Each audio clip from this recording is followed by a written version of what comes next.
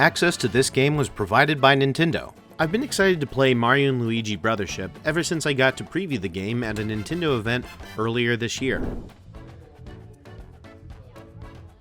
I was ecstatic when Nintendo sent me a copy. As a longtime fan of Mario RPGs, especially Super Mario RPG and Paper Mario: The Thousand Year Door, I couldn't wait to dive in. But as a busy dad, my gaming time is pretty limited. After my initial preview video about the game, my kids started asking me every day when we'd play Mario & Luigi Brothership. By the way, every time he'd ask, he would say the entire name of the game, which was hilarious and cute. Even though it's a single-player game, we've turned it into a shared experience. I read the dialogue in different voices, and he's totally into it. It's become our little routine.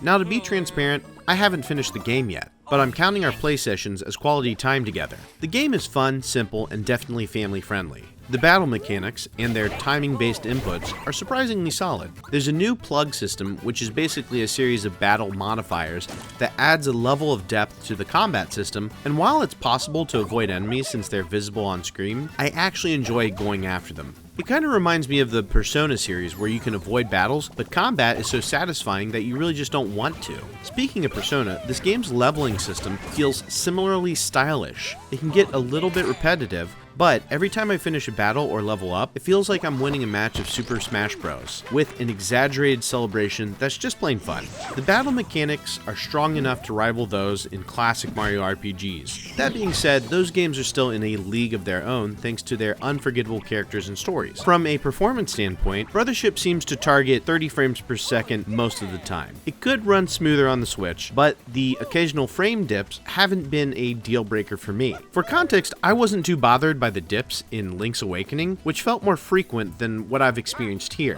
One minor gripe is with the controls for Mario and Luigi. Each character is assigned a different button, but it's not always consistent. For example, selecting attack uses the same button for both characters, but the timed elements, which get another hit, don't follow that same pattern and use a different button depending on which Mario brother you have. This leads to mix-ups all the time. It's not a huge issue, but it does break the flow more than I'd want it to.